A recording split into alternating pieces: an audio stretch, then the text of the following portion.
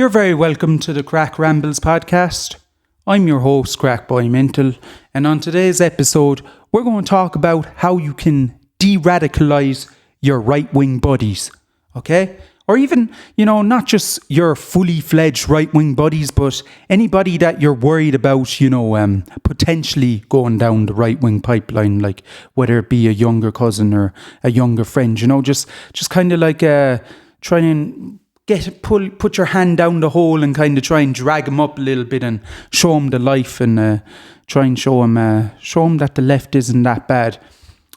First, we need to discuss why a lot of people are going to the right wing.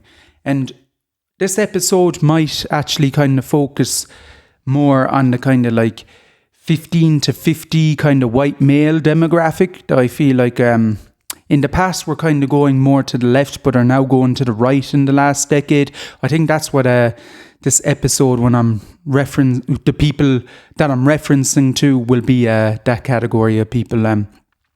Firstly, let's go back to 10 years ago, right? A lot of young men were kind of going more to the left. Like, it was more popular to go to the left before Trump and stuff. Because for the first time, the left was giving young men a thing that the right had never offered them. And that was a place to talk about their mental health, a place to be more open about their feelings. And that attracted a lot of young men because for the first time they were able to say, yes, I suffer with depression. Yes, I suffer with this. Yes, I have feelings of anxiety. And that was the draw to leftism back in the day. But I think what happened is when you kind of acknowledge the things that you're struggling with, like mental health or whatever, you kind of look like a hypocrite when you don't care about other people's issues. So how people fix that problem is the red pill ideology came along and kind of took a lot of those kind of men that were, I'd probably call them centre-left, but they were going towards the left due to the mental health discourse.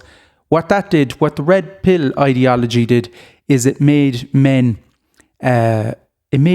just be like, fuck it, fuck my mental health. If talking about my mental health means I have to take on every other problem in the world, then I don't want to do that anymore. I'd rather just be right wing and not give a shit about anyone and not care about anything. Because you have to think of it like this, right? I know a lot of leftists, it is built on emotion, and it's kind of like, you should care about this issue, and you have to care about what's going on over there. That's how a lot of leftists would look at how you sell leftism. But at the end of the day, optics do matter.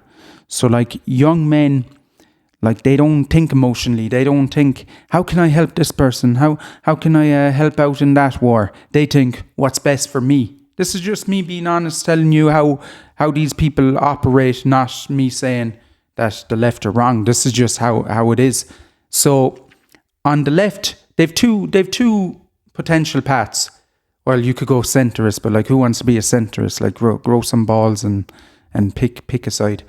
They can either go to the left, where yes, they can talk more about their mental health and stuff, but they also have to kind of, recognize their privilege and help other people, help more marginalized groups of people.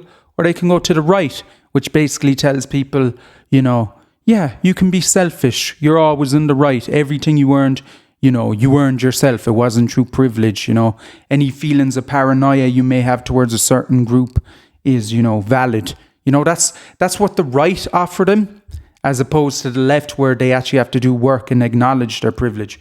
Which is why you find a lot of right-wingers, or once they've kind of made peace with the fact that they no longer get to kind of take up a space talking about their feelings, they can now just be selfish and do whatever they want. So that's one thing, that's one gravitational pull that a lot of young men are currently struggling to fight off when it comes to going to the right wing. So I would say what you need to say to them is, yes, as a young man, specifically as a young white man in your 20s, you're probably living the most privileged existence any human has ever lived in the history of mankind.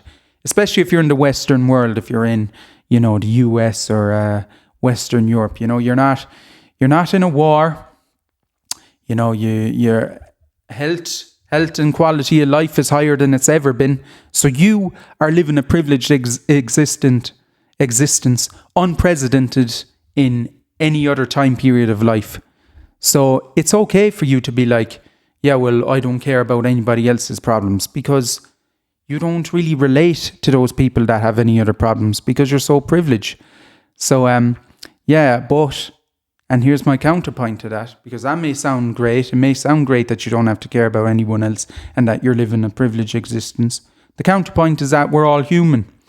And, anybody can get stripped with, AIDS, cancer.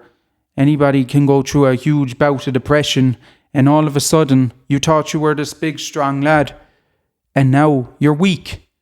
And, what are you going to do? Say if you did get cancer, you got stage 3 cancer, are you still just going to tug it out? Are you still going to, be going down the right-wing rhetoric of, the strong eat the weak? Or are you going to recognize, actually, there is some merit to being a leftist. There is some merit to having other people care about you because you showed compassion to their issues. So that would be one argument I would go down with young men that think about going to the right wing. Yes, they're privileged now, but that's not always the way it's going to be. Another reason, 10 years ago as well, feminism is a thing, right?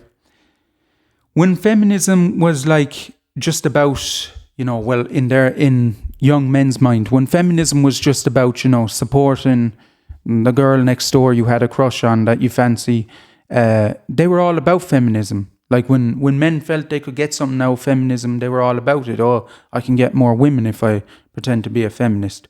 But the reason why you see a lot of those guys that were like that 10 years ago now go to the right is because once feminism became more intersectional, and it didn't just become about, cute Tracy down the road, it became about, women of colour, it became about, migrants, it became about disabled women, trans women. All of a sudden it's like these guys don't have an interest in them. So why would they be fighting for their rights? And that's why, as feminism has become more intersectional, more men have left feminism, because they were never really feminist to begin with. They just had ulterior motives, and maybe that's a cynical outlook on the world, but I think it's one pretty much based in reality from, I think a lot of people would actually agree that that's how it is, but